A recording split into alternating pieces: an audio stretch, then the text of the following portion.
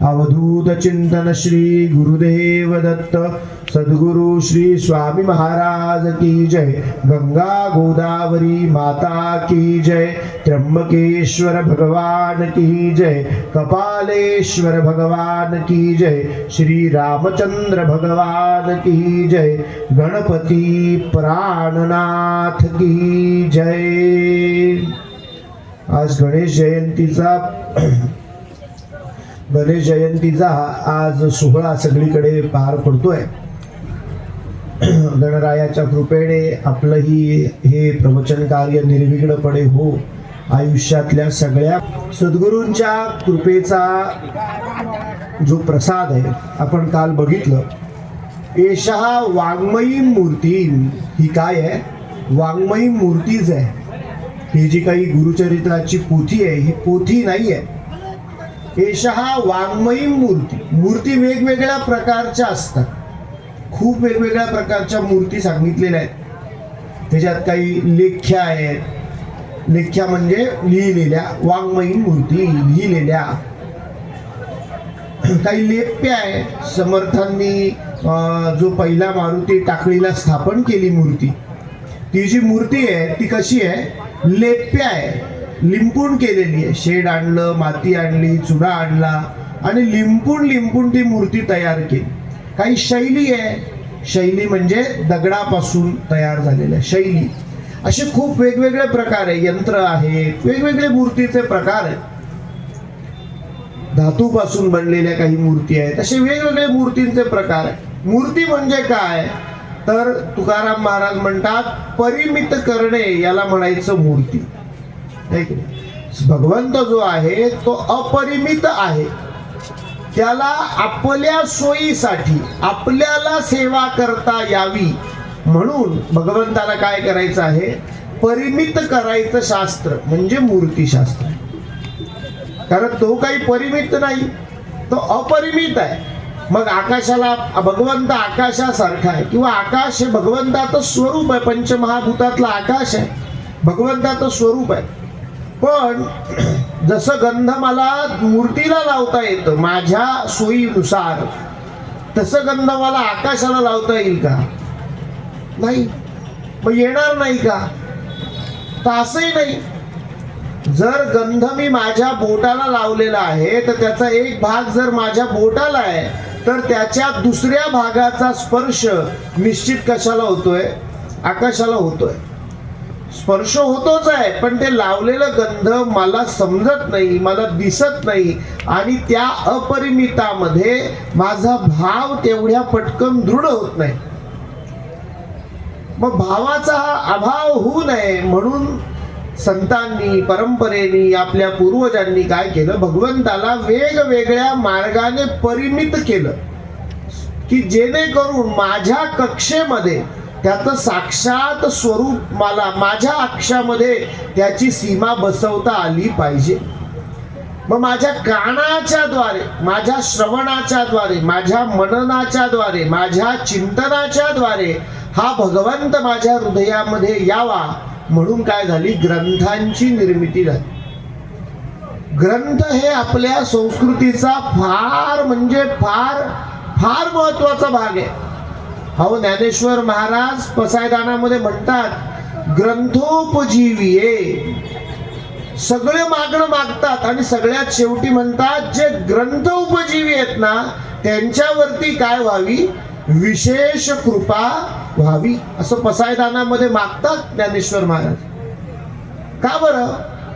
ग्रंथोपजीवी म्हणजे काय की जे भगवंताच्या वाङ्मयी मूर्तीची पूजा करतात, जे भगवंताची कथा सांगतात, भगवंताची कथा मनात दृढ करतात आणि या धर्माचं उत्तम कार्य करतात, जे ही कथा ऐकायला जातात, जे ह्या ग्रंथांमध्ये सांगितल्याप्रमाणे सारासार विचाराने विवेकपूर्ण असं पण योग्य आचरण ठेवतात, त्यांच्यावर काय कर? विशेष कृपा व्हावी अशी प्रार्थना ज्ञानेश्वर माऊली पसायदानामध्ये करतात। म्हणून आपण काल हा विषय इथपर्यंत आणला होता की एषः वाङ्मयी मूर्ती। ही नुसती पोथी नाही, ही सद्गुरूंची, दत्तात्रेयांची वाङ्मय मूर्तीच आहे। कथा आपण कालच्या दिवसात इथपर्यंत आणली होती की नृसिंह सरस्वती स्वामी महाराज त्यांच्या सगळ्या शिष्यांसहित त्र्यंबकेश्वरला येतात. कुठे येतात?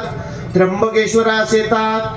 त्र्यंबक नाम क्षेत्रासी आले गौतमी उद्भव जेथे, जिथे गंगा गोदावरीचा उगम झालेला आहे.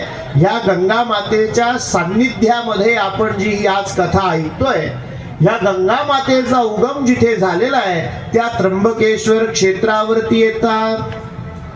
आपण ह्या कथेच्या फार विस्तारात जाणार नाहीये, कारण तिसऱ्या दिवशी आता दशहराच्या दिवशी आपल्याला मातेचा जन्म करायचा आहे आणि तेव्हा विस्तृत स्वरूपामध्ये हे गंगा गोदावरीचं आख्यान आपल्याला ऐकायचंच आहे.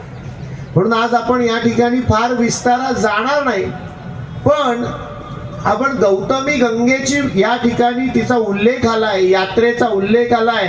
तिथे स्वतः सद्गुरू महाराज येऊन गेले अशी कथा आहे. त्र्यंबकचा उल्लेख येतो, नाशिकचाही उल्लेख येतो.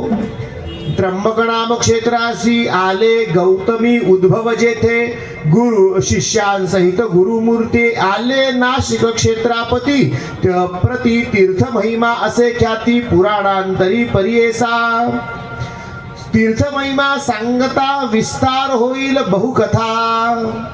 सिद्ध नामधारकांना म्हणतायत की तीर्थ महिमा जर आम्ही सांगायला लागलो तर या कथेचा विस्तार थोडा जास्त होईल, म्हणून संक्षेपामध्ये सांगतो असं सिद्ध नामधारकांना सांगतायत. कारण या गोदावरीचा जो महिमा आहे तो कसा आहे, अपरिमित आहे. महिमा सुद्धा किती सांगणार आणि किती नको असा त्या गोदावरीचा महिमा आहे. मग ते सांगतात की संक्षेपामध्ये सांगतो.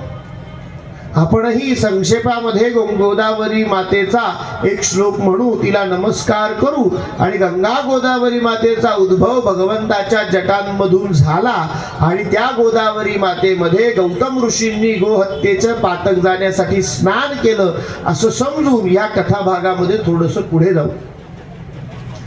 त्र्यंबकस्य जटोद्भूते गौतमस्य अघनाशिनी, सप्तधा सागरं यान्ति गोदावरी नमोस्तुते. गंगा गोदावरी माता की जय. प्रार्थना पूर्वकं नमस्करोमि. आणि इथून तटक यात्रा पूर्ण करून गोदावरीला नमस्कार करून प्रार्थना करून स्नान करून या तीर्थावर असलेल्या सगळ्या शुद्ध लहरींचा अनुभव घेऊन तीर्थयात्रा करत करत श्री नृसिंह सरस्वती महाराज कुठे गेले? वासर ब्रह्मेश्वरासी. या गोदावरीच्याच तीराने पुढे जात असता वासर ब्रह्मेश्वर अशा नावाचं एक ठिकाण आहे. तिथे ते तीर्थयात्रा करत करत त्या ठिकाणापर्यंत गेलेले आहेत. वासर ब्रह्मेश्वरासी गंगा तीर महाक्षेत्र. त्या गंगा तटकांत श्री गुरु समस्त शिष्यांसहित स्नान करीत गंगेत उदर व्यथा अत्यंत त्याजूप आहे. स्नान करीत आला विप्र एक त्या स्थळी. काय कथा अशी घडली की वासर ब्रह्मेश्वरापाशी श्री नृसिंह सरस्वती महाराज गेले आणि तिथे एक कथा अशी घडली. ती कथा मी तुम्हाला आता सांगतो. तिथे काय झालं, एक ब्राह्मण आहे, त्याच्या पोटामध्ये फार दुखतं, फार म्हणजे खूपच त्याला त्रास होतो. आणि सद्गुरू महाराज तिथे स्नान करतायत आणि तो आला. जटाधरम पांडुरंगम शूलहस्तं कृपानिधिं सर्व रोग हरम देवम दत्तात्रेय नमोस्तुते. नारद महर्षी दत्तात्रेयांचं वर्णन करताना सांगतात सर्व रोग हरम देवम. मग स्वतः जिथे नुसतं दत्तात्रेयांचं स्मरण केलं तरी सुद्धा व्याधीनाश व्हायला सुरुवात होते, तर स्वतः स्वामी महाराज जिथे उपस्थित आहे असा योग जुळून आलाय की त्यांच्या स्वतःचं सान्निध्य प्राप्त होणार आहे. तर मग रोग राहतील का? निश्चित राहणार नाही. त्या पोटाच्या दुखण्याने व्याधीने व्याकुळ असलेला तो ब्राह्मण त्या ठिकाणी आला. स्वामी महाराजांनी त्याला बघितलं आणि ते त्याला म्हणाले, अरे काय होतंय तुला? तो गडबडा लोळताना पाहून त्यांनी सांगितलं की मला अन्न माझं वैरी होऊन बसलंय, मला जेवण जात नाही, मी खाल्लं की मला काय व्हायला लागतं, लगेच पोटामध्ये व्याधी व्हायला लागते, किती दिवस मी उपवास ठेवणार, मला भूक लागते, मग मी थोडंसं खातो, पण थोडंसं खाल्ल्यानंतर सुद्धा मला हे अन्न काय झालं, वैरी झालंय. अहो हे अन्नमय शरीर आहे आणि त्याला अन्नच वैरी झालं म्हटल्यावर या जीवनाचा काही अर्थ आहे का, नाही. म्हणून तो काय करायला आलेला आहे की त्या नदीमध्ये आपला देह त्याग करण्यासाठी आलेला आहे. सद्गुरु त्याला म्हणतात घाबरू नकोस, ही व्याधी तुझी बरी होईल. सद्गुरु त्याला असं काहीतरी सांगतायत, त्याच्याशी संवाद साधतायत. तेवढ्यात त्या गावामधली अजून एक व्यक्ती ज्यांचं नाव आहे सायनदेव. हे सायनदेव महाराज कोण आहेत, तर हे त्या गावातले अधिकारी आहेत. अधिकारी म्हणजे कोण, व्यवस्थेमध्ये काम करणारा जो व्यक्ती असतो त्याला आपण काय म्हणतो, अधिकारी म्हणतो. त्या गावावरती ते गाव जे आहे ते गाव यवन राजाच्या सत्तेमध्ये आहे आणि त्या सत्तेत असल्या कारणाने त्याच्याकडे काम करणारे म्हणून त्यांना अधिकारी असं संबोधन आहे. ते एका मुसलमान राजाच्या शासनामध्ये त्याच्याकडे काम करतात, पण ते प्रचंड सात्विक आहे. त्यांची उपासना भरपूर आहे, भगवंतावर त्यांची खूप श्रद्धा आहे. आणि ते काय करतात की ते तिथून येता येता संवाद चाललेला असताना सद्गुरूंना बघतात आणि त्यांच्या अंतरप्रेरणेने, त्या उपासनेने त्यांना असं वाटतं की ही जी व्यक्ती आहे तिच्या मी चरणांवर डोकं ठेवलं पाहिजे. माझं आयुष्य हे कसं कृतार्थ होणार आहे, माझ्या आयुष्याचा उद्धार कुठे आहे, तर हे जे महाराज या व्यक्तीशी बोलताय त्या महाराजांच्या चरणांवरती माझं डोकं ठेवल्यानंतर माझ्या आयुष्याचा काय होणार आहे, उद्धार होणार आहे, निश्चितच होणार आहे. आणि मग ते काय करतात तर त्या ठिकाणी महाराजांच्या पायांवर जाऊन डोकं ठेवतात, त्यांना नमस्कार करतात आणि वेगवेगळ्या प्रकारे त्यांची स्तुती करतात. विशेष गोष्ट लक्षात घ्या, विज्ञानामध्ये रेझोनन्स नावाची एक गोष्ट असते. म्हणजे काय, सारख्या सारख्या गोष्टींकडे आकर्षण होणं. ज्याला तंबाखू खायची सवय आहे त्याचं आकर्षण कोणाकडे, ज्याच्या खिशात पाकिट आहे त्याच्याकडे, आहे की नाही. ज्याला दारू प्यायची सवय आहे त्याचं आकर्षण कोणाकडे, ज्याच्याकडे दारूची बाटली आहे त्याच्याकडे. हो, ज्याला उपासनेची सवय आहे त्याचं आकर्षण कोणाकडे, सद्गुरूंकडे. जशी माणसाची प्रवृत्ती तसं त्याचं आकर्षण ठरलेलंच असतं. वृत्ती तशी असल्याशिवाय त्या गोष्टीकडे आकर्षण जात नाही. चमत्काराने खूप माणसं येतात नमस्कार करायला, पण चमत्काराच्या आधी सद्गुरूंनी इथे काही चमत्कार दाखवलाय का, ते फक्त उभे आहे. पण सायनदेवांना अंतःप्रेरणेने आकर्षण आहे, कारण वृत्तीच तशी कशी आहे, सद्वृत्ती आहे. गुणा कुर्वन्ति दूतत्वं दूरेपि वसतां सतां केतकी गंधमाघ्राय स्वयमायन्ति षट्पदाः. मुंग्याला फोन करून सांगावं लागत नाही केवड्याचं झाड उमललंय, सुगंध सुटलाय, इथे इथे केवडा आहे, डाव्या हाताला वळा, उजव्या हाताला वळा, असं काही लागत नाही मुंग्याला. त्या केवड्याचा गंध केतकी गंधमाघ्राय, केतकी गंधम आघ्राय स्वयमायन्ति षट्पदाः. तो गंध त्या भुंग्याला स्वतःहून त्याच्याकडे घेऊन येतो, पण त्याला त्याच्याबद्दल आकर्षण असणं गरजेचं आहे. सद्गुरू आपल्याला स्वतःहून त्यांच्याकडे घेऊन येतात, पण वृत्तीमध्ये त्यांच्याबद्दल आकर्षण असणं ही सगळ्यात महत्वाची गोष्ट आहे. सायनदेव असे हळू आपोआप सद्गुरूंपर्यंत आलेले आहेत. असं कशाला म्हणा, सद्गुरू त्यांच्या ग्रामात गेलेत म्हणजे सद्गुरू सायनदेवांपाशी आलेले आहे. आपण रोज कथेमध्ये ही गोष्ट ऐकतोय, चला कल्पतरूचे आरव. सद्गुरू कसे चालणारे कल्पतरू आहे, झाड एका जागेवर असतं, पण कल्पतरूपेक्षा सद्गुरूंकडे आधिक्य काय आहे, भरपूर गोष्टी आहेत ज्या कल्पतरूपेक्षा सद्गुरूंकडे जास्त आहे. कुठली आहे, त्याच्यातली पहिली गोष्ट, झाड हलू शकत नाही, आपल्याला सावलीत जावं लागतं. पण सद्गुरू तसे नाही, ते वृत्ती ज्याच्याकडे आहे त्याच्यापाशी स्वतःहून येतात. सद्गुरूकडे हे कल्पतरूंपेक्षा आधिक्य आहे. दुसरं आधिक्य काय कल्पतरूपेक्षा? कल्पतरू म्हणजे मनातल्या इच्छा पूर्ण करणारं झाड, की त्याच्या सावलीत आपण जाऊन बसलो आणि आपण एखादी इच्छा मागितली की काय होतं, ते झाड आपली इच्छा पूर्ण करतं. मग अशी कथा येते की एक माणूस त्या कल्पतरूच्या सावलीत जाऊन बसला. त्याला माहित नाही बरं का हे कल्पतरू आहे. तो जाऊन बसला आणि जाऊन बसल्यावरती खूप लांबचा अंतर चालून आला होता आणि त्या कल्पतरूच्या छायेत जाऊन बसला. आणि छायेत बसल्यानंतर त्यांनी काय केलं, अरे मी फार थकलोय, मला पाणी मिळालं असतं तर बरं झालं असतं, अशी इच्छा केली. कल्पतरूची छाया आहे, त्याच्या समोर लगेच एक पाण्याने भरलेला मोठा हंडा आला आणि त्यांनी पाणी प्यायलं. पाणी प्यायलं, त्याला बरं वाटलं. बरं वाटल्यावर त्यांनी त्याच्या मनात इच्छा आली की मला पाण्याबरोबर थोडं जेवायलाही मिळालं तर बरं होईल. उत्तम असं वाढलेलं ताट त्याच्या समोर आलं. त्यांनी जेवण केलं. जेवण केल्यानंतर इच्छा आली की आता जेवण पोटभर झालंय, अंगावर गेलं एखादं पांघरून मिळालं, खाली टाकायला अंथरूण मिळालं तर माझी सांज झोप होईल. झाडाची सावली तर आहेच. अंथरूण आलं, पांघरून आलं, तो झोपायला लागला. झोपायला लागल्यावरती आता काय झालं, पहिले फार माणूस एखाद्या पिढेत असला की त्याला फार इतर शंका येत नाही, आहे की नाही. भुकावलेल्या माणसाला याचे हे अन्न बिस्लरीत शिजवलंय की काय केलंय काय याची शंका नाही येत, कारण त्याला अन्न महत्वाचं आहे. आता त्याच्या बाकीच्या गोष्टी या त्याच्या डोक्यात येत नाही. भुकावलेला माणूस आहे. 4 दिवस माणूस उपाशी आहे. तो विचारणार का कुठल्या हॉटेलमधून आणलं म्हणून, कोणी बनवलं म्हणून, काय केलं म्हणून, तो काही विचारणार नाही. त्याला भूक लागली आहे तो खाणार पहिले.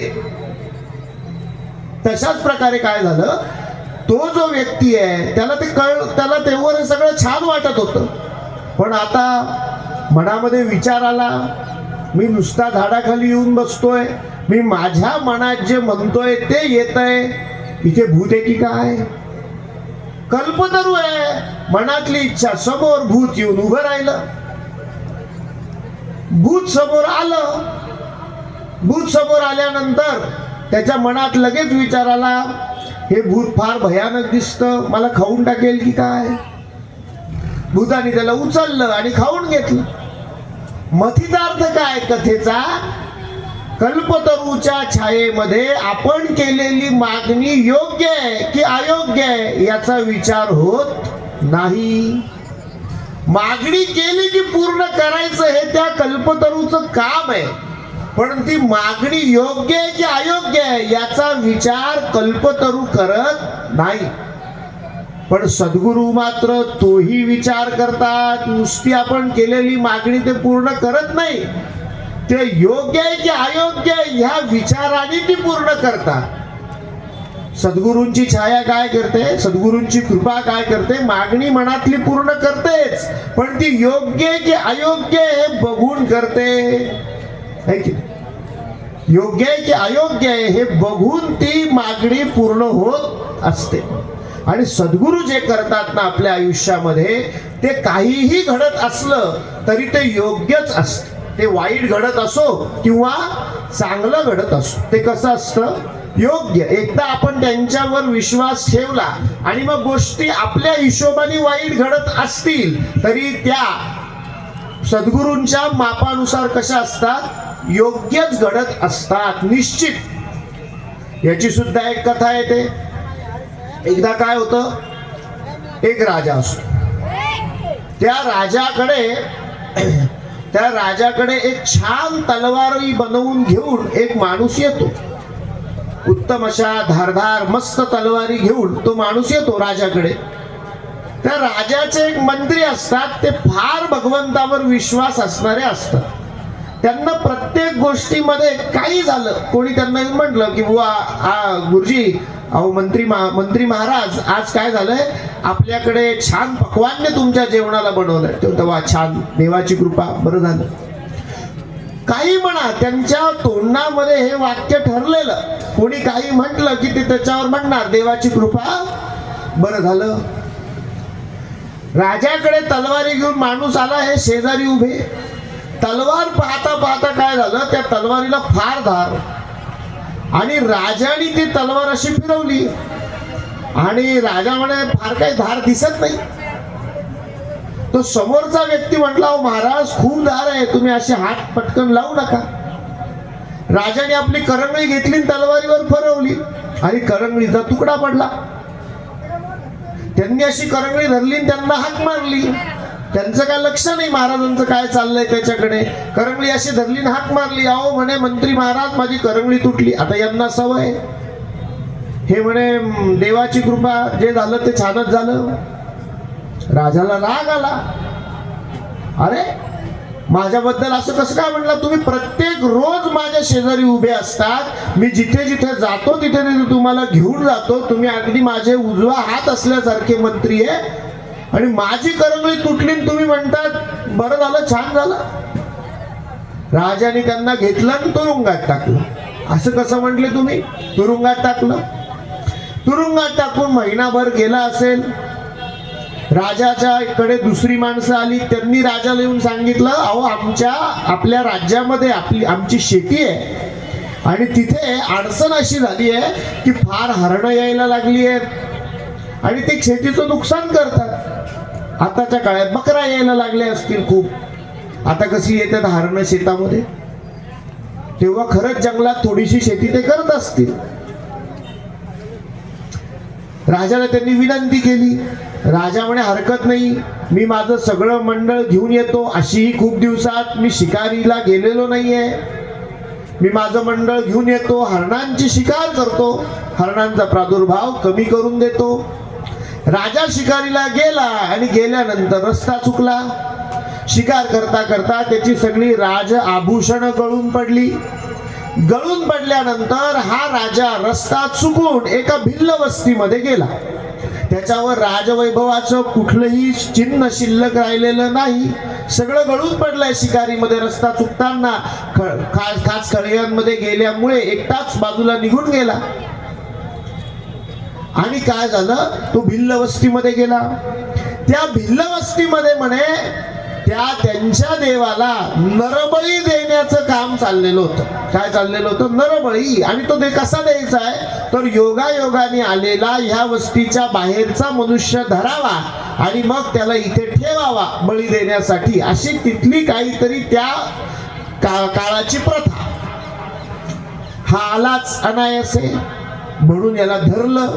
हा सांगतोय मी राजा आहे, पण ऐकतोय कोण? लोक म्हणतात, पकडल्यावर सगळेच म्हणतात मी राजा आहे. तू सांगतोय काही दाखवायला आहे का? तो म्हणतो काही नाही. त्याला धरलं, अगदी कापण्यासाठी समोर ठेवलं. ठेवल्यानंतर जो तिथे नरबळी देणारा व्यक्ती होता तो आला, आणि त्यांचं काय प्रथेनुसार जे काय असेल ते सगळं म्हटलं. आणि त्या प्रथेमध्ये एक प्रथा अशी होती की जो काही नरबळी आपल्याला द्यायचा आहे तर तो अव्यंग असला पाहिजे. कसा असला पाहिजे? अव्यंग. त्याला शरीरावर सगळे अवयव कसे असले पाहिजे? व्यवस्थित असले पाहिजे. त्यांनी सगळं शरीर बघितलं, अगदी आता 99% ठरलं की यांचा नरबळी जाणार.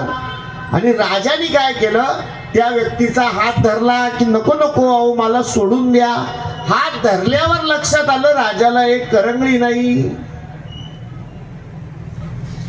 करंगळी नाही म्हणून त्यांनी काय केलं, राजाला सोडून दिलं. राजाला सोडून दिलं. राजाच्या डोक्यात प्रकाश पडला. आपले मंत्री म्हणत होते तेच बरोबर होतं, जे होतं ते चांगल्यासाठीच होतं. ही करंगळी असती तर करंगळीच फक्त राहिली असती, मी काही राहिलो नसतो. राजाच्या डोक्यात प्रकाश पडला. राजा तिथून पटकन आपल्या घरी गेला, महालात गेला. आणि महालात गेल्यानंतर त्यांनी त्या मंत्र्यांना जेलमधून बाहेर काढलं. त्यांना म्हणे तुम्ही म्हणत होता की जे होतं ते चांगल्यासाठी होतं, तेच बरोबर आहे म्हणे. जे होतं ते काहीतरी योजनेने आपण जर विश्वास ठेवलेला असेल तर काहीतरी जे घडतंय ते काहीतरी चांगलं म्हणून घडतंय, असंच होतंय हे मला पटलंय. पण मला एक शंका अजून राहिली आहे म्हणे. अहो म्हणे काय आता शंका राहिली महाराज, माझ्या बाबतीत तर करंगळी कापली गेली, भिल्लांनी पकडलं, सोडून दिलं, हे चांगल्यासाठीच झालं म्हणे. पण अहो त्याच्यावर चिडून मी तुम्हाला जेलमध्ये टाकलं होतं. मग तुमच्या बाबतीत कसं चांगल्यासाठी झालं? तुम्ही तर विनाकारण 7 दिवस जेलमध्ये, तुम्ही महिनाभर जेलमध्ये राहिले. तुमच्या बाबतीत जे घडलं ते कसं चांगल्यासाठी घडलं ते सांगा. मंत्री महोदय महाराजांना म्हणतात, अहो तुम्ही मला सगळीकडे बरोबर घेऊन जायचे, तुमची करंगळी तुटकी होती, तुम्हाला सोडून दिलं असतं आणि मला धरलं असतं. तुम्ही मला जेलमध्ये टाकलं म्हणून त्या दिवशी मी तुमच्या बरोबर तिथे शिकारीलाही आलो नाही, चुकून त्या भिल्लवस्तीतही उगवलो नाही, म्हणून माझा हे जीव वाचला की नाही. महाराज म्हणे जे होतं एकदा सद्गुरूंची कृपा झाली की आपल्याला वाटतं ते काहीतरी चुकीचं घडतंय, पण ते काहीतरी मोठी आपत्ती वाचवणार असं छोटस काहीतरी घडतच असतं. आपला विषय इथे चालला होता की त्या सायनदेवांनी काय केलं, कुठल्याही प्रकारचा चमत्कार न बघता फक्त मूळ आकर्षणाने, वृत्तीमुळे काय केलं, सद्गुरूंच्या पायावर डोकं ठेवलं. सद्गुरूंच्या मनाला फार प्रसन्नता वाटली की का ह्या जगामध्ये चमत्कार पाहून नमस्कार करणाऱ्यांची रांग संपत नाही. पण पहिले कोण येत आहेत त्याला काय म्हणायचं, शिष्योत्तम. सायनदेवांना त्यांनी आशीर्वाद दिला. सायनदेवांनी त्यांना विनंती केली की तुम्ही आमच्या घरी जेवायला या. सायनदेवांनी सद्गुरूंना शिष्यांसहित घरी जेवायला बोलवलं. सद्गुरू म्हणाले, या ज्याला पोटाची व्याधी आहे त्यालाही तुमच्या बरोबर घरी जेवायला घ्या, मी सांगतो ते जेवण बनवा आणि ते जेवण त्यालाही जेवू घाला. सद्गुरूंनी असा शब्द आलाय, अपुपादी माशान्न, उडदाच्या डाळीचे वडे बनवायला सांगितले आणि वेगवेगळा असा एक उपचार ठरवून दिला की असं असं जेवण तुम्ही बनवा आणि आम्ही जेवणार आहे आणि यालाही जेवू घाला. जेवण झालं, उत्तम जेवण झालं आणि जेवण झाल्यानंतर चमत्कार की त्याला नेहमी जेवण झालं की तो गडबडा लोळायला लागायचा, पण आज तसा कुठलाच त्रास झाला नाही. आपण मगाशी श्लोक म्हटलाय, सर्व रोग हरम देवम दत्तात्रेय नमोस्तुते. भगवंताची कृपा आहे, त्याच्या हाताचा स्पर्श आहे, कस काय व्याधी राहील. असं म्हणा, भक्ती मार्गाने आपण असं म्हणू, आयुर्वेदिक मार्गाने असं म्हणू की भगवंतांनी जे अन्न ठरवून दिलं त्याच्या काहीतरी गुणाने पण व्याधी गेली. आपल्याला व्याधी जाणं हे सार महत्वाचं आहे की नाही. कशाने का जाईना, आपण भक्ती मार्गातली माणसं, वेगवेगळे मार्ग आहे. कर्मयोगेन सांख्यानाम, ज्ञान योगेन योगिनाम. कर्म मार्ग आहे, वैयाकरणांचा वेगळा मार्ग आहे, विज्ञान निष्ठांचा वेगळा मार्ग आहे की नाही. असं वेगवेगळे मार्ग असतातच. ज्या धर्मामध्ये एक इंजिन नाही, प्रत्येकाला आपला विचार करण्याचं स्वातंत्र्य आहे, ज्या घरामध्ये म्हणा तिथे वेगवेगळे मार्ग तयार होणार. मार्ग कधी वेगळा तयार होत नाही, जेव्हा एक इंजिन आणि बाकीचे डबे आहेत तेव्हा. प्रत्येकाला इंजिन होण्याचं स्वातंत्र्य दिलं, वेगवेगळे मार्ग तयार होणार म्हणजे होणारच. असं होऊ शकत नाही. अहो आपल्या घरामध्ये 10 मार्ग तयार होतात. मुलं लहान असतात, आपल्या डब्यासारखे असतात, आपल्या बरोबर चालतात, तेव्हा 4 मार्ग होत नाही. मुलं मोठी झाली, लग्न झालं, मुलगा येतो, बायको येते, 2 नवीन इंजिन तयार होतात. ते वेगळ्या ट्रॅकवर जातातच, वेगळा मार्ग शोधणार. कारण त्यांना काही आपण डबा बनायला शिकवलेलं, आपणच त्यांना शिकवलंय की बाबा तुझा विचार तू कर. तुझा विचार तू कर म्हटल्यावरती काय होणार आहे, वेगळा मार्ग निश्चित होणार. त्याला कोणी थांबवू शकत नाही. कोणी थांबवू शकतं का? आणि थांबवायची गरजच नाही. कारण आपला जो हिंदू धर्म आहे तो एकाच मार्गाने चाला असं सांगत नाही. बहुऋषी मतम, आपला धर्म कसा चालतो, बहुऋषी मतम. वेगवेगळे मार्ग आहे आणि सगळ्या मार्गांची आपल्याकडे त्या मार्गाची काय केलेली आहे, प्रशंसाच केलेली आहे. तुम्ही हरिभक्त आहात का, मग तुम्ही वारकरी संप्रदायाच्या मार्गाने चाला, हरकत नाही. तुम्ही शिवभक्त आहात का? मग शंकराचार्यांच्या मार्गाने चाला, हरकत नाही. तुम्ही वैदिक आहात का? या मार्गाने चाला. त्या तुम्ही अजून कोणी आहात का? त्या मार्गाने चाला. कुठल्याही मार्गाला आपल्याकडे नाकारलं नाही आणि त्या मार्गाची अवहेलनाही केलेली नाही. आपण सारासार विचाराने एक कुठला तरी मार्ग निवडावा आणि त्या मार्गाने शेवटी कुठे जायचंय? आकाशात पतितम तोयम यथा गच्छति सागरम सर्वदेव नमस्कारः केशवम प्रतिगच्छति. ह्या मार्गाने जा, त्या मार्गाने जा. महिमणामध्ये सांगितलंय भगवंताचं जे पुष्पदंतांनी लिहिलेलं स्तोत्र महादेवाचं, या कपालेश्वराचं सांगितलंय की नाही? रुचीनाम वैचित्र्या द्रुजकुटिल नाना पथदुषाम नृणामेको गम्य त्वमसि पयसा मरणवैव. खूप नद्या असतात वेगवेगळ्या, येऊन कुठे मिळतात? समुद्राला. रुचीनाम वैचित्र्या, वेगवेगळ्या पद्धती, वेगवेगळ्या. शेवटी जायचं कुठे? भगवंतापर्यंत, सद्गुरूंपर्यंतच जायचं. जाण्याचे मार्ग वेगवेगळे असू शकतात, असल्यास हरकतच नाही, असलेच पाहिजे. एका मार्गाने जायला आपला धर्म मेंढर बनवत नाही, असलेच पाहिजे, असायला हरकतच नाही. आपला मुद्दा कुठे चाललेला होता की तिथे काय झालं? सद्गुरूंनी कुठल्या तरी मार्गाने काय केलं? त्याची व्याधी दूर केली. भक्ती मार्गवाल्यांनी मानावं, सद्गुरूंच्या कृपेने झाली. आध्यात्मिक मार्गवाल्यांनी अजून काही तर्क लावावा, विज्ञान निष्ठांनी त्याच्यातला वेगळा तर्क बघून घ्यावा. वेगवेगळ्या प्रकारे आपण ती कथा बघू शकतो. पण कथेचा फलित काय आहे? भगवंताच्या कृपेने व्याधी दूर झाली, त्याची शूल व्याधी गेली, पोटाची व्याधी गेली आणि तो आपल्या घरी निघून गेला. सायनदेव मात्र सद्गुरूंबरोबर तिथेच थांबले. पण एवढे घरी सद्गुरू आलेले आहेत, त्यांना सायनदेव एवढ्या मनाने पाया पडलेत. आता काय झालंय? सायनदेवांचा चेहरा थोडासा व्याकुळ दिसायला लागला. सायनदेवांच्या चेहऱ्यावरती फार प्रसन्न भाव सद्गुरूंना दिसत नव्हते आणि सर्वांच्या मनीचे जाणती. सद्गुरूंचं वर्णन कसं येतं? सर्वांच्या मनीचे जाणती. सायनदेवांना सद्गुरू विचारतात, अरे तू एवढी आमची छान पूजा केलीस, आम्हाला इतकं स्वादिष्ट अन्न भोजन म्हणून दिलंस, हे सगळं केल्यानंतर तुझ्या मनात चिंता का दिसते?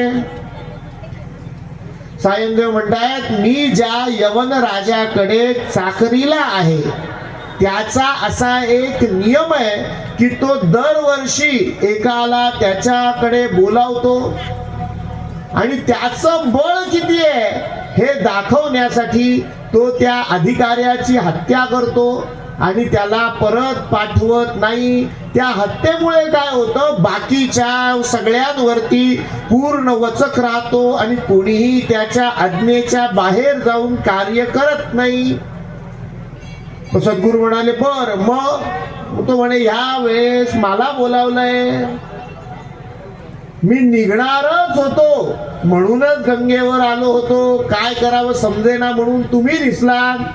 बाकीच्या सगळ्या कष्टांचा विसर पडला, तुमचं आकर्षण मनातून जास्त जाणवलं म्हणून तुमच्या पाया पडलो, हे सगळं कर्म केलं, पण आता जाणं तर आहेच. सद्गुरू म्हणाले, काळजी करू नको. अहो, अभय कर देता झाला. सद्गुरू काय देतात? अभय कर देतात. अभय देण्याचं सामर्थ्य कोणाकडे? कोणाकडे आहे अभयाचं सामर्थ्य? कोणाकडे? माझ्याकडे आहे का? मला माझ्या स्वतःच्या जीवनाचं तरी उद्याचा पुढचा क्षण माहिती आहे का? तेच माहिती नाही तर हा अभय देण्याचा अट्टहास कशासाठी? आपण एखाद्या व्यक्तीला म्हणू, मी आहे, काही काळजी करू, कारण मी किती वेळ आहे, याचा पुढचा क्षण मी आहे की नाही आहे हे जर मला माहिती नाही आणि आपण एखाद्याला सांगणार मी आहे, काळजी करू नको, हे त्याचं मनोबल वाढावं म्हणून आपण सांगणं इथपर्यंत ठीक आहे, पण ह्या गोष्टीचा शाश्वत अर्थ फार काही आपण लावू शकत नाही. त्याचं मनोबल वाढण्यासाठी आपण सांगतो इथपर्यंत ठीक आहे, पण त्याच्यातून अहम तयार व्हायला नको. कारण अहम म्हणजे माझ्या स्वतःच्या जीविताचा पुढच्या क्षणाचा भरोसा नाही. हा अहम कोणाला शोभून दिसतो? भगवंताला. अहम एव भागवतामध्ये, चतुश्लोकी भागवतामध्ये भगवंत सांगतात अहमेवासमेवाग्रे.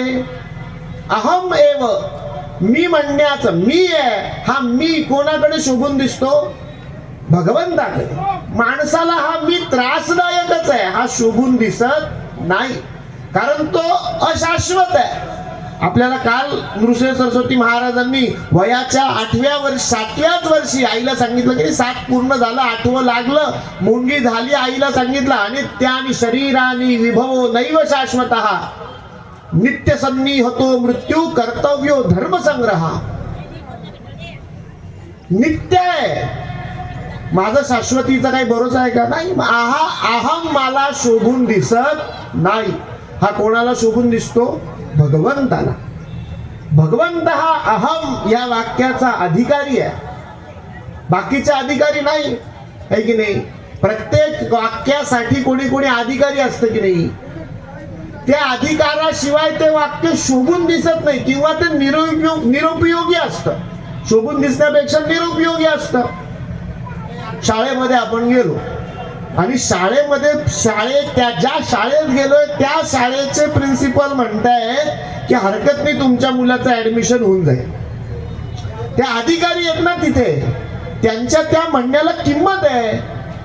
उद्या तेच लोक माझ्याकडे आले, मी त्यांना म्हटलं हरकत नाही, तुमच्या मुलाचं ऍडमिशन, म्हणायला मी काही म्हणेल, पण माझं वाक्य हे शोभूनही दिसत नाही आणि माझ्या वाक्याला किंमतही नाही, कारण मी त्या विषयाचा अधिकारी नाही. आहे का? नाहीये. म्हणू शकत नाही मी. म्हणायला मी काही म्हणेल हो, पण त्याला अर्थ किती आहे हे महत्वाचं. हा अहम म्हणण्याचा अर्थ कोणाकडे आहे? भगवंताकडे आहे, नारायणाकडे. भगवान, हे जे भगवान हे बिरुद आहे ना, हे कोणाला मिळतं? ज्याच्याकडे काही विशेष गोष्टी आहेत त्याला. धन ज्याच्याकडे आहे त्याला आपण म्हणतो धनवान. काय म्हणतो आपण त्याला? धनवान. ज्याच्याकडे बुद्धी आहे त्याला आपण म्हणतो विद्वान. ज्याच्याकडे ताकद आहे त्याला आपण म्हणतो बलवान. मग भगवान म्हणजे कोण? ज्याच्याकडे भग आहे. ऐश्वर्यस्य समग्रस्य वीर्यस्य यशस्य श्रियः ज्ञान वैराग्य योश्चैव षण्णाम भग इति रणः. भग हा शब्द म्हणजे काय? ज्याच्याकडे समग्र ऐश्वर्य आहे, ज्याच्याकडे पूर्ण वीरता आहे. ऐश्वर्यस्य समग्रस्य वीर्यस्य पूर्ण वीर्य आहे, यश आहे, श्री आहे म्हणजे लक्ष्मी आहे, पूर्ण ऐश्वर्य आहे, यशस्वी हा. आणि हे सगळं असून ज्याच्याकडे ज्ञान आहे आणि ज्ञानानंतर आलेलं वैराग्य आहे, अशा सगळ्या गुणांनी संपन्न जो आहे त्याच्याकडे काय आहे? भग आहे. आणि ज्याच्याकडे भग आहे तो कोण आहे? भगवान. विष्णू पुराणामध्ये सांगतात ऐश्वर्यस्य समग्रस्य वीर्यस्य यशस्य श्रियः ज्ञान वैराग्य योश्चैव षण्णाम भग इति रणः. असा तो भगवान आहे आणि त्यालाच अहम म्हणण्याचा अधिकार आहे. म्हणायला कोणी म्हणतो, पण हा अहम शोभून कोणाकडे दिसतो किंवा तो उपयोगी कोणाचा आहे? भगवंताचा. मुद्दा आपला इथे चाललाय की सद्गुरु सायनदेवांना सांगतात अहम एव. मी आहे ना, काळजी करू नकोस, जा त्या यमन राजाकडे, काही होत नाही तुला. सायनदेव सद्गुरूंवर विश्वास ठेवून गेले. एका हाताने टाळी वाजत नाही. सद्गुरू सांगतील मी आहे ना. सायनदेवांनी विश्वास ठेवला पाहिजे की नाही? सांगायला सद्गुरूंनी सांगितलं, सायनदेव म्हणते काही गॅरंटी वाटत नाही. पूर्ण श्रद्धेने नाही विश्वास ठेवला, घाबरत घाबरत गेले, फल मिळणार नाही. नाही, पोहायला शिकवण्यासाठी वडील मुलाला असं पाण्यात ढकलतात, पण मुलाचा श्रद्धेने पूर्ण विश्वास आहे ना, माझे वडील आहे, तर तो लवकर पोहायला शिकतो. नाही तर ते आपले ढकलतातच, हा सारखा धरायला जातोच आहे. ढकलतायत म्हणजे माझ्या चांगल्यासाठी चाललंय. 2 पायांवरची 4 चाकी सायकल 2 चाकी करून घेतली आहे आणि थोडीशी चालायला लागल्यावर वडिलांनी हात काढून घेतलाय. तर हा कशासाठी काढलाय? माझ्या चांगल्यासाठी काढलाय. हे जेव्हा मुलाला विश्वास आहे ती सायकल नीट चालते. विश्वास नाही, त्यांनी फक्त एकदा मागे बघितला, हात निघालाय, त्यांनी घाबरला, विश्वास ठेवला नाही की पुढे जाऊन तो काय होतो, पडतोच, निश्चित पडतो. हे माझ्या चांगल्यासाठी आहे ना, मग मी हे करणार. सायन देवांनी सुद्धा पूर्ण विश्वास ठेवलाय आणि या विश्वासाचं फलित आहे, नुसतं सद्गुरूंच्या आश्वासनाचं फलित नाही, त्याच्यावर आपला विश्वासही असणं गरजेचं आहे. श्रद्धया लभते फलम, शास्त्र वचन काय आहे, श्रद्धया लभते फलम. फल कशाने मिळतं, श्रद्धया, विश्वासाने मिळतं, विश्वासाशिवाय ते मिळत नाही. सद्गुरूंनी सांगितलं जा, घाबरू नकोस, काही काळजी करू नकोस, तू जा. सद्गुरूंपर्यंत तो गेलाय, यवनापर्यंत सायनदेव गेले. गेल्यानंतर यवन नेहमी सारखा तो राजा आता ह्या अधिकाऱ्याला संपवायचं ह्या भूमिकेने त्याच्या समोर आलेला आहे. त्याच्या डोळ्यामध्ये दिसतंय की हा मला मारायला आतुर आहे. आणि तेवढ्यात काय झालं, त्या राजाला हृदय वेदना व्हायला लागल्या. हृदय वेदना, समर्थाची या सेवका वक्रप आहे. असा भूमंडळी कोण आहे? समर्थ म्हणजे स्वतः रामदास स्वामी स्वतःबद्दल ते म्हणत नाही, ते त्यांनी लिहिलेला श्लोक आहे. आत्मस्तुती जो करी तो एक मूर्ख, असं समर्थ सांगतात मूर्ख लक्षणामध्ये. ते स्वतःबद्दल लिहितील का? समर्थ रामरायाला समर्थ म्हणतात. समर्थांच्या दृष्टीने आपण त्यांना समर्थ म्हणतो ते जाऊ द्या. समर्थ कोणाला म्हणताय? ते जेव्हा उद्देशून लिहितात तेव्हा ते कोणासाठी लिहितात? रामचंद्रांसाठी. पण रामचंद्रांचा जो सेवक आहे त्याच्याकडे वक्र दृष्टीने पाहण्याची कोणाची हिंमत नाही आहे का? नाहीये. तसं सद्गुरूंच्या सेवकाकडेही पाहण्याची त्या राजाची हिंमत होईना. त्यांनी बघितलं आणि त्याच्या पोटात, त्याच्या हृदयामध्ये काय तयार झाली? हृदय वेदना तयार व्हायला लागली. त्याला अग्निज्वाळ व्हायला लागला. तो आपल्या खोलीत पळत पळत पुन्हा महालात निघून गेला आणि अंथरुणावर जाऊन पडला. पडल्यावर त्याला स्वप्न पडलं की माझ्यावर एक व्यक्ती धावून येतोय आणि तो मला मारेल की काय, अशी त्याला भीती वाटायला लागली. राजाला एकदम मनातून वाटलं की हे ज्याला आपण आता मृत्यूदंड द्यायला बोलावलंय याला सोडल्याशिवाय आपले प्राण वाचणार नाही. राजा भानावर आला, उठून परत बाहेर आला आणि त्यांनी त्या सायन देवांचे पायच धरले. हो, सद्गुरूंचं एक विशेषण आहे, लक्षात घ्या. आपण म्हणतो सद्गुरू कसे आहेत? परिसासारखे आहेत. सद्गुरू कसे आहेत? परिसासारखे. परिस म्हणजे काय? लागता लोहाशी सुवर्ण होय ज्यासी. लोहाला लागला की त्या काडीचं काय होतं? लोखंडाच्या सोनं. पण आपण काल हा विषय बघितला, सारखे आहे म्हणजे निश्चित ते नाही. आपण बघितला की नाही? मुलगा आहे, हा माझ्या मुलासारखा आहे म्हणजे निश्चित हा माझा मुलगा नाही. एखादा माणूस जेव्हा सांगतो की हा व्यक्ती हा माझ्या मुलासारखा आहे, बरोबर आहे, भावना बरोबर आहे, पण याचा दुसरा अर्थ काय की निश्चित हा यांचा मुलगा नाही. सारखा आहे म्हणजे नाही. शास्त्र सांगतं, तुकाराम महाराज सांगतात, सगळे संत सांगतात, सद्गुरू परिसा सारखे आहे म्हणजे निश्चित ते परिस नाही. परिसाच्या गुणांपेक्षा काहीतरी जास्तीचे गुण कोणामध्ये आहे? सद्गुरूंमध्ये. कुठला गुण आहे? अहो, परीस लोहाला लागला की त्या लोहाचं सुवर्ण होतं, पण परीसाने दुसरा परीस तयार होत नाही. परीस स्पर्शाने दुसरा परीस कधीही तयार होत नाही. आणि परीस सुवर्णाला लागला तर त्याच्यात कुठलाच बदल होत नाही. सोन्याला परीस लागल्यावर सोनच होणार, काही बदल होईल का? नाही होत. परीसाने दुसरा परीस तयार होत नाही. परीसाच्या शक्तीमध्ये हा काय आहे? क्षर आहे. क्षर म्हणजे वैगुण्य आहे, कमी आहे. पण सद्गुरूंची दीक्षा ज्याला होते त्यांच्या सामर्थ्याने दुसरे सद्गुरू पुन्हा तयार होतात. कारण सद्गुरू कसे? अक्षर आहे. त्यांच्या शक्तीमध्ये क्षर नाही, कमी नाही कुठल्याच प्रकारची. म्हणून परंपरेमध्ये दुसरे सद्गुरू तयार होतात. आणि त्यांच्यापासून पुढचे म्हणून आपण त्याला काय म्हणतो, गुरु परंपरा म्हणतो. शिष्याला सद्गुरून करण्याचं सामर्थ्य फक्त कोणाकडे आहे? सद्गुरूंकडे. शिष्यावरती कृपा, पूर्ण कृपा म्हणजे किती कृपा की तो शिष्योत्तम तो होतोच, पण तो जर उत्तम मार्गी राहिला तर पुढे जाऊन त्या पूर्ण कृपेच्या अनुभवाने तोही काय होतो, सद्गुरु पदाला प्राप्त होतो. हे करण्याची क्षमता ज्यांच्याकडे आहे ना, त्यांनाच म्हणायचं सद्गुरु.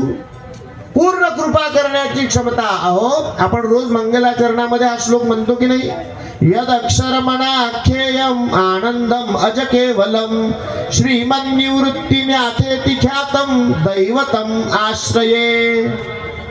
ज्ञानेश्वर महाराज निवृत्तीनाथांची प्रार्थना करताना म्हणतात, यद अक्षर मनाख्येयम आनंदम अज केवलम. आनंद अज म्हणजे जे पूर्णानंद आहे, अक्षर आहे, अजय ज्यांचा जन्म झालेला नाही. अज निवृत्तीनाथांचा जन्म नाही झाला का? झाला.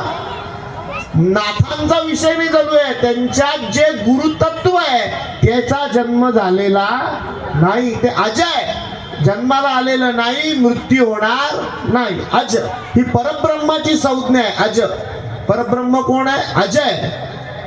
आनंद आहे, पूर्ण आनंद. परब्रह्म कसा आहे? पूर्णानंदासारखा आहे, अजय, जन्म झालेला नाही. आणि या सगळ्या परब्रह्माच्या संज्ञा ते आपल्या मोठ्या भावासाठी म्हणजे आपल्या गुरूंसाठी पूर्ण विश्वासाने वापरतात. यदक्षरमणाख्येयम आनंदम अज केवलम श्रीमन्निवृत्तिन्याथेति ख्यातम दैवतमाश्रये. अशा निवृत्तीनाथांचा, माझ्या सद्गुरूंचा मला आश्रय मिळाला तर ही ज्ञानेश्वरी लिहून होणार आहे, नाहीतर होणार नाही. कालच आपण बघितलं, आपल्याला पोथीची जाडी कळते डोळ्यांनी, पोथीची रुंदी कळते, किती वेळ लागतो तो कळतो, पण त्या विषयाची खोली गुरुकृपेशिवाय समजत नाही. त्या विषयाची खोली कळते का? ती कळत नाही. ती कधी कळते? गुरुकृपेनंतरच कळते. असा हा भक्ताला पाहून त्याच्याही पायावरती सद्गुरूंसारखं त्या राजांनी काय ठेवलं? डोकं ठेवलं, त्याचा सन्मान केला. परिसाने परिस तयार होण्याची कला कोणाकडे? सद्गुरूंकडेच आहे. अवधूत चिंतन श्री गुरुदेव दत्त सद्गुरु स्वामी महाराज की जय. अशा दत्तात्रेयांचे अवतार असलेल्या नृसिंह सरस्वती महाराजांची पूर्ण कृपा कोणावर झाली? सायनदेवांवर झाली. सायनदेव महाराज पुन्हा त्या यवनाच्या तावडीतून सुटून महाराजांकडे नदीवर आले. नदीवर आल्यानंतर सायनदेव महाराज म्हणाले की मला तुमच्या बरोबर पुढे येण्याची इच्छा आहे. तुम्ही मार्गात ज्या ठिकाणी आता तीर्थयात्रेला पुढे जाणार आहात महाराज, तिथे येण्याची माझी इच्छा आहे. पण सद्गुरू त्यांना म्हणाले की बाबा, तू गृहस्थाश्रमी मनुष्य आहे, तुला तुझ्या घराची जबाबदारी घ्यायची आहे. रामदास स्वामी महाराज पण सांगतात की नाही, संसार करावा नेटका. जबाबदारी घेतल्यावर ती सोडू नये. मग जायचं तर आधीच घ्यायचा किंवा नंतर. यती धर्म सांगतो, जर आई असेल तर आईची त्याच्यावरती परवानगी असली पाहिजे. बायको असेल तर तिची संन्यासाला काय असली पाहिजे?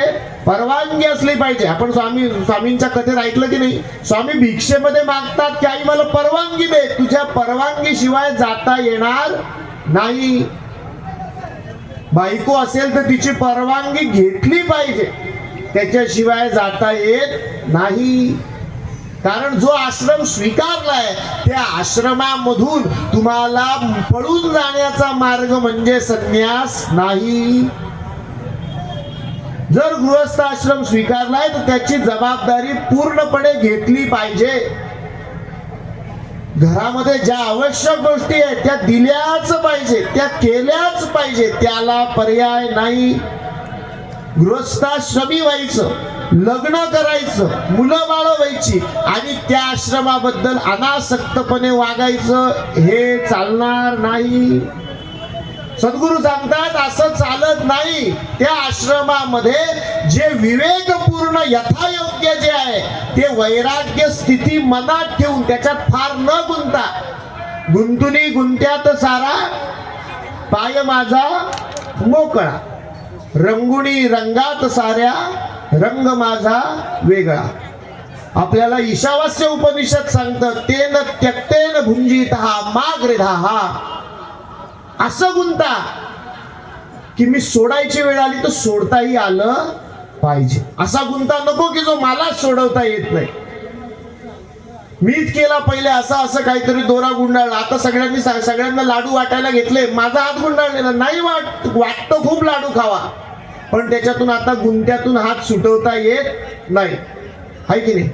आयुष्याच्या उत्तरार्धामध्ये का होईना असं वाटतं हा परब्रह्माचा लाडू, हा अध्यात्माचा लाडू, हा मोकळं होण्याचा लाडू घेतला पाहिजे. पण आता आमचा गुंता इतका आहे की तो सुटायचं नाव घेत नाही. मला सोडवता येईल असा वैराग्याचं भान ठेवून उत्तम रीतीने आपण काय केलं पाहिजे, संसारही केलाच पाहिजे. सद्गुरु त्याला सांगतात अरे तू गृहस्थाश्रमी आहेस, माझ्यासारखा काही पहिल्यापासून यती झालेला नाहीस, माझ्या बरोबर तुला येऊन चालणार नाही. पण तू जी इथे माझी सेवा केली, चमत्कार बघण्याच्या आधी केलीस, म्हणून मी तुझ्यावर फार प्रसन्न आहे. मी तुला आश्वासन देतो की पुढे तुझी आणि माझी नक्की भेट होईल. पण सद्गुरु तेव्हा तरुण आहे. कसे आहेत सद्गुरु वयाने? तरुण आहे. 8 वर्षाचे पहिले होते, 30 वर्षांनी कारंजाला गेले, म्हणजे आता साधारण 38 वर्षाचे. फार वृद्धापकाळ नाही आणि हळूहळू चेहऱ्यात बदल होतो. पण पुढे जाऊन तुला माझी ओळख पटेल असं सांगून सद्गुरु त्यांच्या मार्गाला पुढे मार्गस्थ झाले. सायनदेव तिथेच थांबले. नामधारक विनवी सिद्धांसी नामधारक विनवी सिद्धांसी कारण काय गुप्त राहावयासी होते शिष्य बहुवसी त्यासी कोठे ठेविले. नामधारक आता सिद्धांना विचारतायत की सद्गुरु महाराज त्या ठिकाणून सायनदेवांच्या इथून कुठे गेले? वैजनाथ क्षेत्रावर गेले. या वैजनाथ क्षेत्रावरती गेल्यानंतर सद्गुरु महाराज गुप्त राहिले असं तुम्ही सांगितलं. मग गुप्त का राहिले ते मला सांगा, आणि बाकीच्या शिष्यांचं काय झालं ते पण सांगा. सिद्ध महाराज सांगायला सुरुवात करतायत. श्री गुरु म्हणती शिष्यांशी, शिष्यांना आता सद्गुरु सांगतायत आम्ही आश्रमी संन्यासी राहू नये 5 दिवशी एकठाये वास करुणी. संन्यास आश्रमाचा नियम सांगतात की एका ठिकाणी 5 दिवसाच्या वर आश्रय करून राहू नये. लगेच जागा बदलली पाहिजे का? कारण हा मोह फार बिकट आहे. कशात तयार होईल सांगता येत नाही. ऐका, जडभरत आख्यान येतं भागवतामध्ये. अहो हा राजा भरत जो पूर्ण भारताचा काय, पूर्ण भारतापेक्षा विस्तृत प्रदेशाचा स्वामी, एक छत्री सम्राट, त्यांनी काय केलं?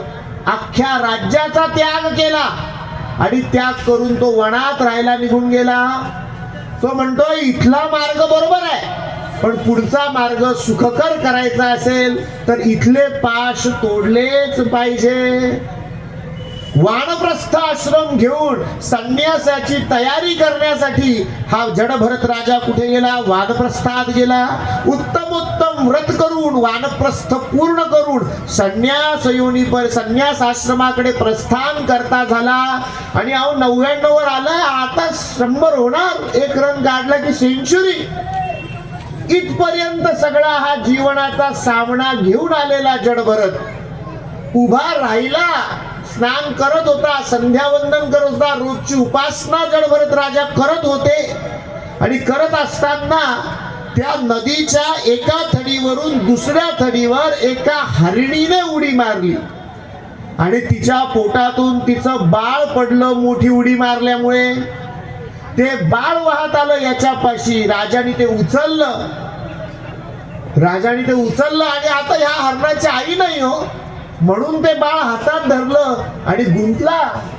एवढं सगळं सोडून आलेला जड भरत राजा करुणेने का होईना पण कशामध्ये गुंतला? त्या हरणाच्या पिल्लामध्ये गुंतला. आपली सगळी मुलं सोडून आला होता, राणी सोडून आला होता, एवढं वैभव एवढं साम्राज्य सोडून वनात आला होता, पण गुंतला कशामध्ये? हरणाच्या पिल्लामध्ये. त्या हरणाच्या पिल्लाची काळजी करत राहिला. पिल्लू मोठं झालं, हरणी बरोबर निघून गेलं. राजा मात्र गुंतून राहिला आणि पिल्लू कसं असेल ह्या विचारात त्याचा मृत्यू झाला. अंते मती सा गती. आपल्याला अंते जी मती आहे ती गती मिळते. अंते मती सा गती. हरणाच्या योनीत जन्म झाला. कशाच्या योनीत जन्म झाला पुढचा? हरणाच्या. पण पूर्वार्जिताचं पुण्य म्हणून त्या हरणाच्या योनीतही त्याला भान होतं की हा जन्म पूर्ण करायचा आहे आणि मला मुक्तीकडे प्रवास ठेवायचा आहे. हरणाची योनी संपली. एका दुसऱ्या ठिकाणी ब्राह्मणाच्या योनीत पुन्हा जन्म झाला. तिथे मात्र राजांनी ठरवलं आता गुंतायचं नाही. जो हलत नाही, जो कुठलंही कार्य करत नाही, जो ज्याला आपण म्हणलो अरे घेतो का चॉकलेट, तो हलतच नाही. ज्याला आपण म्हणतो घेतो का रे करतो का, करतच नाही, त्याला आपण म्हणतो मूर्ख. काय म्हणतो आपण त्याला? मूर्ख. हा मूर्ख आहे, त्याला समजत नाही. सोन्याचा शिक्का पडलाय, याच्या समोर 10 सोन्याचे शिक्के आणून ठेवले, काला अक्षर भैस बराबर. आपण म्हणतो की नाही सोन्याचे शिक्के. काय कळे वेड्याला सोनं काय आणि पितळ काय, त्याला सगळं सारखंच. त्याला आपण म्हणतो मूर्ख. मूर्खाला संस्कृत मध्ये म्हणतात जड. मग त्यांचं काही नाव नंतर ठेवलंच नाही पुढच्या जन्मामध्ये. नाव काय आहे? जड. सगळेजण म्हणतात हा जड आहे, मूर्ख आहे. अशा मूर्खासारखं वर्तन करत राहिले का? मोह यायला नको, मी कशातच गुंतायला नको. हा जर परत आला तर आता परत संधी चुकायची. सांगण्याचा मथितार्थ आहे की सद्गुरु त्यांच्या शिष्यांना सांगतात 5 दिवसाच्या वर एका ठिकाणी संन्यासानी राहू नये. एके ठाई वास करुनी चतुर्थाश्रम घेऊनी हिंडावे तीर्थभुवनी. संन्यास घेऊन काय करावं? सगळ्या तीर्थांची यात्रा करावी.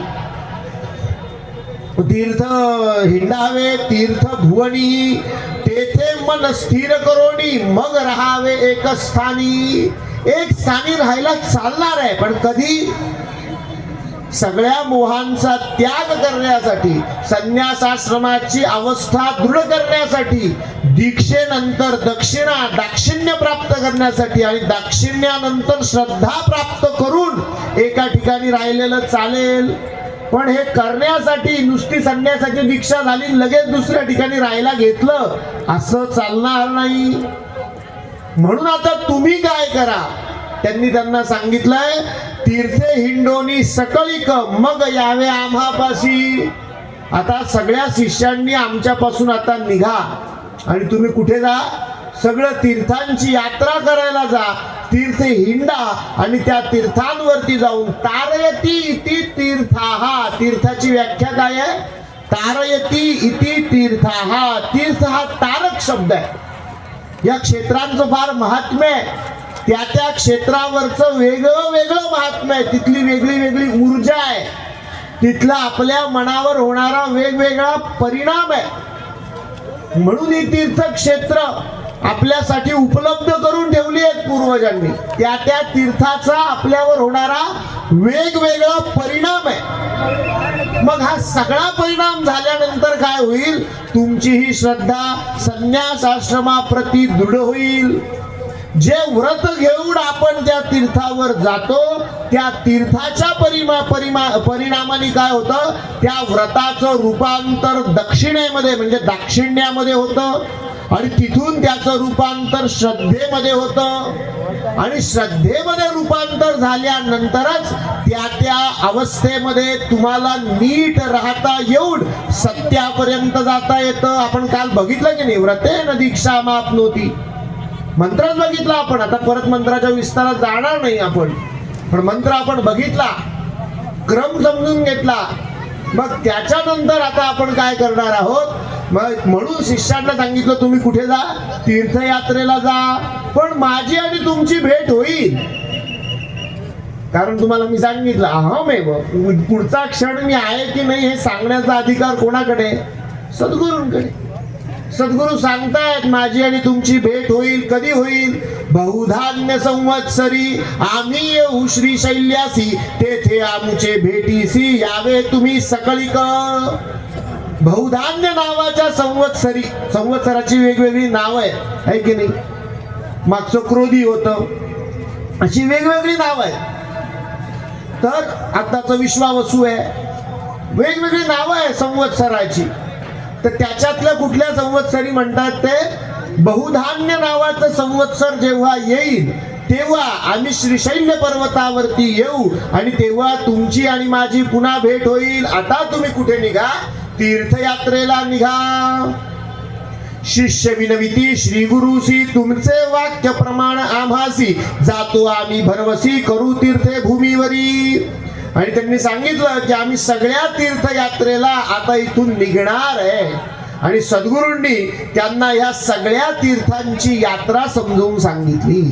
तीर्थांची यात्रा सांगितली, कुठल्या तीर्थांवर जायला पाहिजे, कुठल्या तीर्थांवरती तुम्हाला निश्चित जायचं आहे. तीर्थ कसं बसायला लागलो, गायींपाशी बसायला लागल्यावर माझ्या लक्षात आलं की गायीची वासरं त्यांचं दूध पितात.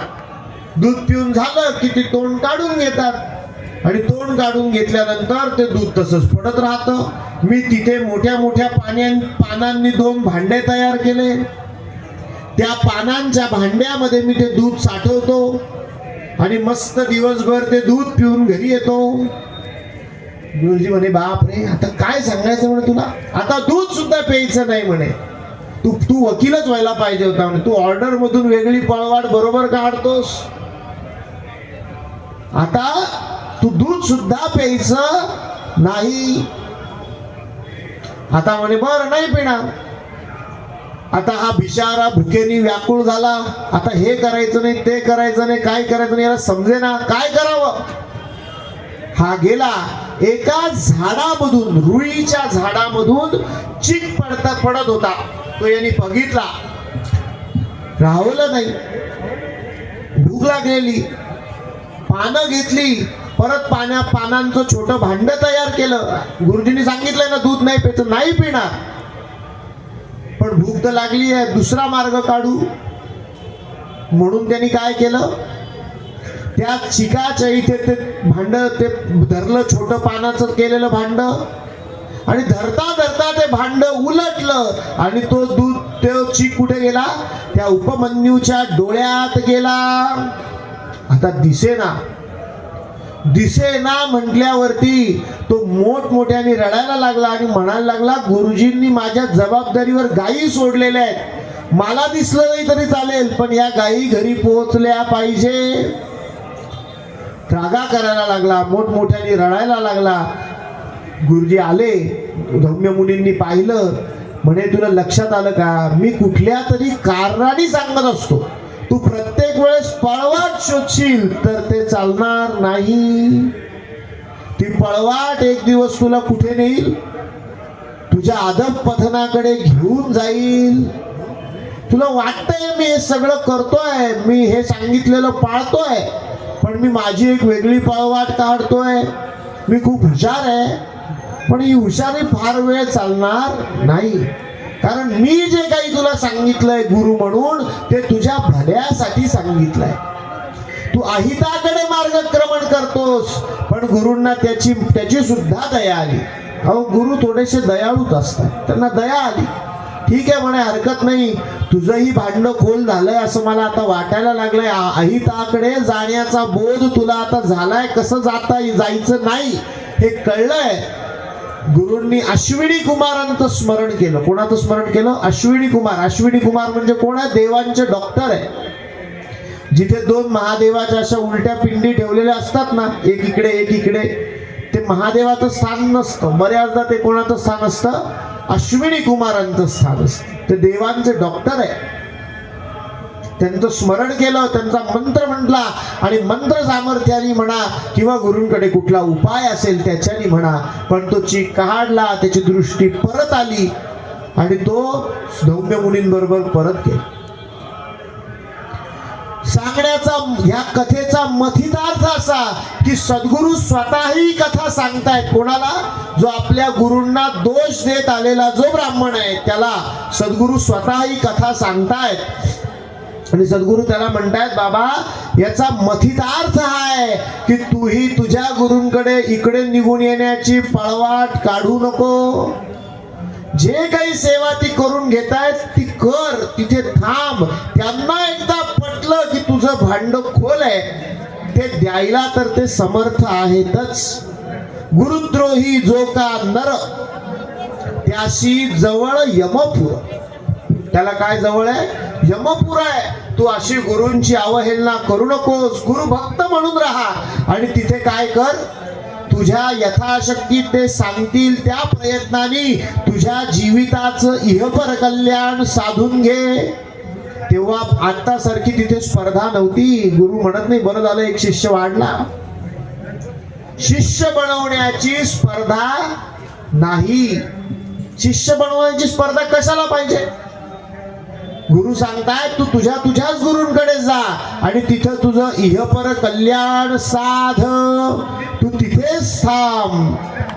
कारण गुरु कसे आहेत? गुरु कसे आहेत? चंद्रमे जे अलांछन, मार्तंड जे तापहीन. ते चंद्र आहेत पण अलांछन असलेले चंद्र, ज्याच्यावर लांछन नाही. लांछन म्हणजे नुसते डाग असं नाही. भागवत पुराण ज्यांनी वाचलंय चंद्राची कथाच आहे. बृहस्पतींच्या पत्नीला पळवून नेल.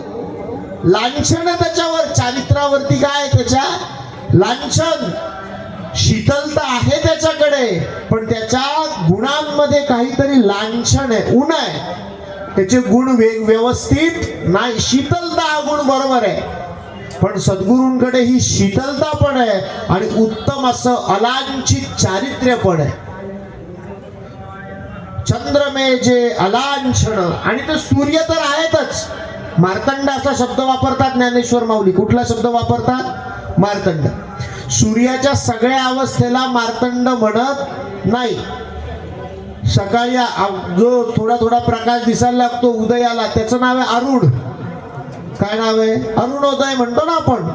थोडा उदयावर आलेला सूर्य त्याला आपण काय म्हणतो? अरुणोदय. त्याचं नाव आहे अरुण. त्या अवस्थेचं तो संपूर्ण सामर्थ्याने जेव्हा तळपतो ना त्या अवस्थेला म्हणायचं मार्तंड. काय म्हणायचं? मार्तंड. मग या मार्तंडाकडे सामर्थ्य खूप आहे. सगळ्यात जास्त प्रकाश कुठला सूर्य देतो? 12 वाजेचा. कुठला सूर्यप्रकाश देतो? 12 वाजेचा. प्रखर कुठला सूर्य आहे? 12 वाजेचा. त्याच्याकडे सामर्थ्य आहे पण त्या सामर्थ्याच्याच जोडीने त्याच्याकडे ताप आहे. चटका कुठल्या सूर्याचा जास्त बसतो? 12 वाजेच्या. त्याच्याकडे ताप आहे तेवढा चटका पण आहे. म्हणजे एक गुण प्रचंड आहे तर एक अवगुण पण आहे. पण ज्ञानेश्वर माऊली सांगतात सद्गुरू कसे आहेत? मार्तंड जे तापहीन. जे सामर्थ्यवान तेवढेच आहे पण अवगुण असलेला ताप नाही. ते शिष्याला जवळ घेऊ शकतात. आपण सूर्याच्या जवळ जाऊ शकत नाही, सूर्यही घेऊ शकत नाही. जेव्हा तो पूर्ण प्रखर आहे तेव्हा आपण बघू शकत नाही त्याच्याकडे. पण सद्गुरू शीतलतेनी, प्रचंड पूर्ण सामर्थ्यवान असताना सुद्धा शीतलतेने शिष्याला जवळ घेऊ शकतात. चंद्रमे जे अलांछन, मार्तंड जे तापहीन. असे सद्गुरू आहे. सद्गुरू पूर्ण कृपा करतात म्हणजे निश्चित करतात. आपल्या भांड्याची खोली आपल्याला पहिले वाढवता आली पाहिजे. या शिष्याच्या कथेवरून सद्गुरू स्वतः त्या स्त्रीला सांगतात की बाई तू जा आणि अशा प्रकारे बाबा तू जा आणि तुझे जे गुरु आहे त्यांची सेवा तू करत राहा. सारखे सारखे गुरु बदलायच्या फंदात पडू नकोस. निरोप देऊनी ब्राह्मणासी श्री गुरु निघाले परियेसी. आले भिल्लवडी ग्रामासी भुवनेश्वरी सन्निध. कुठे आले? भिल्लवडी नावाच्या ग्रामामध्ये आले. भुवनेश्वरीचं जिथे मंदिर आहे तिथे आले. भिल्लवडी ग्रामासी भुवनेश्वरी सन्निध. आणि या भुवनेश्वरीच्या ठिकाणी सुद्धा एक कथा घडली. काय कथा घडली आपण ही कथा पाहू आणि आजच्या आपल्या वाघ सेवेला आपण विराम देणार आहे. कथा काय घडली आहे, महत्वाची कथा आहे. त्या भिल्लवडी ग्रामापासून थोडं जवळ करवीर क्षेत्र नावाचं एक क्षेत्र आहे. कोल्हापूर म्हणतो आपण त्याला. तर करवीर क्षेत्रामध्ये ब्राह्मण एक वेदरथ, शास्त्र पुराणे विख्यात, सांगे सकळा द्विजवडा आणि एक उत्तम असा एक वेदव्रत असलेला, धर्माचरणाने आचरण करणारा, उत्तम चारित्र्याचा असा एक ब्राह्मण आहे. त्याला एक मुलगा झालाय आणि तो मंदमती आहे. तो अतिशय मंदमती आहे. मूढा जडाहा असती सा बालकाहा जडाहा असती. तो बालक कसा आहे, जड आहे, मूढ आहे, मंदमती आहे. त्याला फार क्लेश होतोय की अरे माझी परंपरा पुढे आता देता येणार नाही, याला शिकवता येणार नाही, म्हणून त्याला फार क्लेश होतोय. त्या क्लेशाने त्याचा मृत्यू झाला. त्या मुलाची आई आहे, तिला सगळी लोक हिणवतायत, तिला नावं ठेवतायत आणि त्या मुलाला म्हणतायत विद्या नाही तुझं लागी. आणि त्या स्त्रीचाही त्याच्याने मृत्यू झाला. आता ते बाळ, तो मुलगा एकटाच उरलाय आणि सगळे त्याला हिणवतायत, निंदक त्याची निंदा करतायत की तू आई बापाला खाल्लंस, तुला विद्या येत नाही, तुला काही समजत नाही, तुला हे नाही, तुला ते नाही. अडचणीच्या काळात वाईट साईड बोलणारी माणसं अधिकच जमायला लागतात. त्यांची कमतरता तर भासतच नाही. उत्तमाच्या काळामध्ये गुळाला भेल्या लागतात, त्या भेळीला मुंगे लागतात. उत्तम काळात मधुर असतं तेव्हा. आणि मृत्यू झाला की त्या झुरळाला लगेच लाल मुंग्या लागायला लागतात. दोन्ही काळात लागतात, है की नाही. उत्तम काळामध्ये येणारी माणसं वाईट काळामध्ये मदतीला थांबत नाहीत. बऱ्याचदा ती थांबलेली दिसत नाही, त्यांची संख्या वाढतच राहते. या बालकाच्या भोवती सुद्धा त्या सगळ्यांची संख्या वाढायला लागलेली आहे आणि ते त्याला नावं ठेवतायत, तुला असं नाही, तसं नाही, हे नाही, ते नाही. तो बालक त्या ग्रामातून निघून गेला, कलवरी क्षेत्रातून गाव सोडून निघून गेला. चालता चालता जाऊन भिल्लवडीच्या ठिकाणी जिथे सद्गुरू थांबलेले आहे त्या भिल्लवडी ग्रामात गेला. मी तुम्हाला सांगितलं ना, होतं ते कशासाठी होतं, चांगल्यासाठीच होतं. निंदकांनीच त्याच्यावर उपकार केले की बाबा आमची निंदा ऐकून का होईना, पण इथे थांबू, इथून जा, तुझं कल्याण तिकडे. त्या निंदकांच्या कृपेने म्हणू आपण. पण तो कुठे गेला, भिल्लवडीला गेला, भुवनेश्वरी मातेच्या मंदिरात गेला. मातेचं रूप त्यांनी बघितलं आणि त्या मूढ असलेल्या बालकाला सुद्धा कळलं की ही नुसती दगडाची मूर्ती नाही, साक्षात भगवती जगदंबा आहे. मी पूर्ण अर्थतेने, पूर्ण विश्वासाने हिच्याकडे मागणी केली पाहिजे. तो तिथे बसला, त्यांनी पूर्ण विश्वासाने मागणी केली. मागणी करून करून करून करून करून करून करून थकला. पण माता काही प्रसन्न व्हायला तयार नाही. शेवटी त्यांनी वैतागून, चिडून, त्रागा करून आपली जीभ कापली. तो म्हणे माझ्या जिभेचा असाही काही उपयोग नाही, तिच्यानी माझ्या वडिलांसारखे वेदमंत्र मला म्हणता येत नाही, मग त्या जिभेचा उपयोग काय. माझ्या कुळाची परंपरा मला पुढे चालवता येत नाही. म्हणजे वेदपर्यंत हाच विषय जाऊ द्या, पण जी काही कला कुळामध्ये आहे ती कला जर मला पुढे नेता येत नाही तर माझ्या जीविताचा असार झालेला आहे, उपयोग नाही. उत्तम शिल्पकार आहे आणि मला हाताने दगड घडवता येत नाही, असार झालं माझ्या जीवनाचं, आहे की नाही. असार वाटायला लागलं त्याला जीविताचं. त्याने आपली जीभ कापली आणि तसाच जीभ कापल्यामुळे त्याला बेशुद्ध पडला. बेशुद्ध पडल्यानंतर भगवती त्याच्या स्मरणात आली, स्वप्नात आली आणि भगवतीने सांगितलं की अरे ह्या ज्या नदीच्या इकडच्या तीरावर तू थांबलेला आहेस, तू उद्या जागा झालास की तिकडच्या तीरावर जा. तिथे एका औदुंबराच्या वृक्षाखाली एक यती बसलेले आहेत. परमात्मा म्हणून त्यांचं चिंतन कर, त्यांच्या पायावर डोकं ठेव, द्यायला ते पूर्ण समर्थ आहेत. कोण बसलंय बरं त्या झाडाखाली? नृसिंह सरस्वती स्वामी महाराज बसलेले. अवधूत चिंतन श्री गुरुदेव दत्त. तो गेला, त्यांनी त्यांच्या चरणांवर डोकं तो द्यायला तयार नाही. त्याच्या मनामध्ये आलं की अरे भगवतीची एवढी मी उपासना केली, पण भगवती मला सांगते तिकडे जा. पण तो फार मूड नाहीये हो.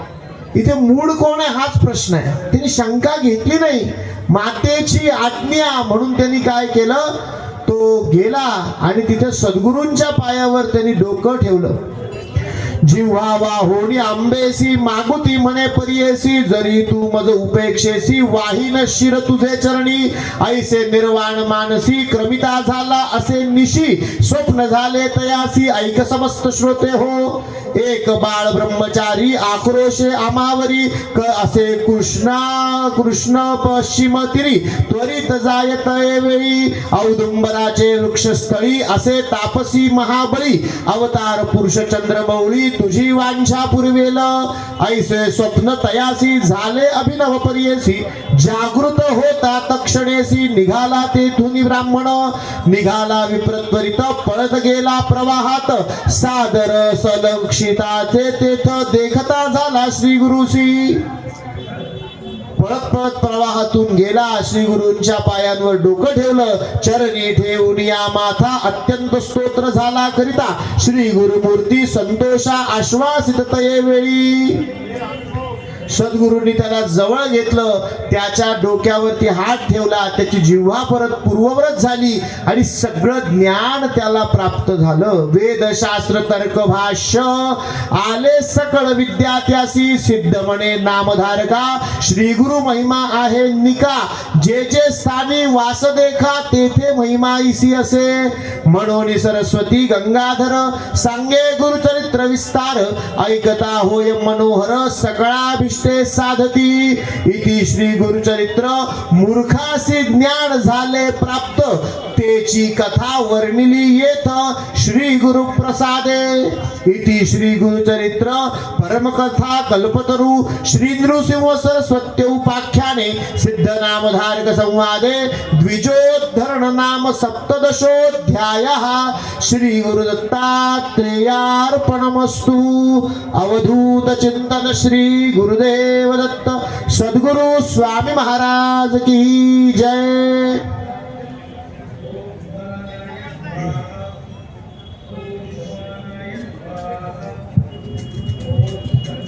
दिगंबरा दिगंबरा श्रीपाद वल्लभ